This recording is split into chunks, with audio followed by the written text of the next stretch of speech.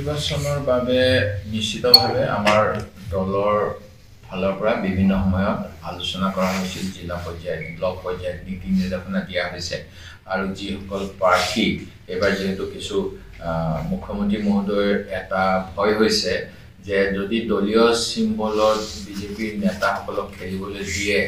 জনবিৰোধী কাম কৰাৰ কাৰণে অসমীয়া জনগণে তেখেতসকলৰ দলীয় চিম্বলৰ প্ৰাৰ্থীসকলক নিৰ্ঘাত হৰুৱাব কাৰণ ইয়াৰ পূৰ্বে মুখ্যমন্ত্ৰী মহোদয়ে বিভিন্ন সময়ত ৰাজনৈতিক তেওঁৰ বিপৰ্যয় নোহোৱা নহয় হোৱাৰ কাৰণে কোনোবা সময়ত কয় অসমীয়া মানুহৰ ভোট নালাগে কোনোবা সময়ত কয় মিয়া মানুহৰ ভোট নালাগে কোনোবা সময়ত কয় শিক্ষকসকলৰ ভোট নালাগে কোনোবা সময়ত কয় আমাৰ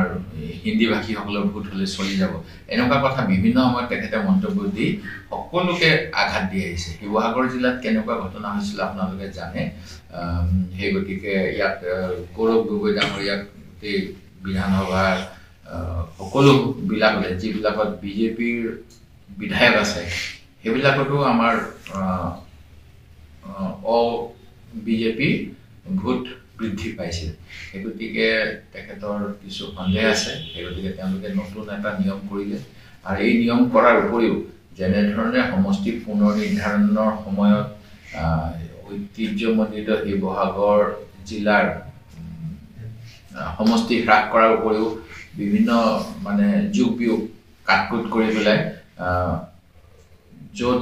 আজি তিনিখন পঞ্চায়তৰ কথা ক'ব পাৰোঁ মই গড়গাঁও হওক শিলাকুটি হওক এইবিলাকৰ পৰা আপোনাৰ আমাৰ নাজিৰা মহকুমাধিপতি কাৰ্যালয়লৈ মাত্ৰ 4 কিলোমিটাৰ আছিলে তেখেতসকলক ৰাজনৈতিকভাৱে লাভালাভৰ কথা চিন্তা কৰি 45 কিলোমিটাৰ দূৰৰ ডিমৌ সমষ্টিত অন্তৰ্ভুক্ত কৰা হ'ল ঠিক তেনেকৈ দুলাকাষৰীয়া পঞ্চায়তখনৰ পৰা ব্লকৰ অফিচলৈ আছিলে 6 কিলোমিটাৰ আৰু সম ডিষ্ট্ৰিক্ট কাৰ্যালয়লৈ আছিলে 13 কিলোমিটাৰ সেই দুলাকাষৰীয়া পঞ্চায়তক এতিয়া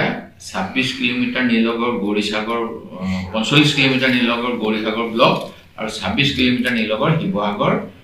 সম ডিষ্ট্ৰিক্টত অন্তৰ্ভুক্ত কৰা হ'ল ঠিক তেনেকৈ এই পঞ্চায়তৰো ডিলিমিটেশ্যনত ব্যাপক খেলিমেলি কৰিছে যাৰ বাবে গুৱাহাটী উচ্চ ন্যায়ালয়ত গোচৰ চলি আছে আমাৰ ইয়াতো বিভিন্ন ধৰণৰ কাটকুট কৰিছে তথাপিতো আমি বিজেপিৰ বিৰুদ্ধে যিসকলে আগ্ৰহী তেখেতসকলৰ লগত কথা বাৰ্তা পাতিছোঁ মোৰ সমষ্টিত ভাৰতীয় কমিউনিষ্ট পাৰ্টীয়ে এটা সময়ত প্ৰতিনিধিত্ব কৰিছিল তেখেতসকলৰ কোনো অঞ্চলত প্ৰভাৱ আছে বুলি তেখেতসকলে দাবী কৰি দুই এটা চিটৰ কথা কৈছে আমি সেইখিনিও বিবেচনা কৰি আছোঁ সেই গতিকে আমাৰ সভাপতিয়ে ক'বৰ দৰে স্থানীয় পৰ্যায়ত বুজা পৰা হ'ব পাৰে কিন্তু ৰাজ্যিক পৰ্যায়ত তেনেকুৱা কোনো কথা এতিয়া হোৱা নাই যিকোনো খবৰৰ বাবে যোগাযোগ কৰক 7099017330 লগতে 7099017110 নম্বৰত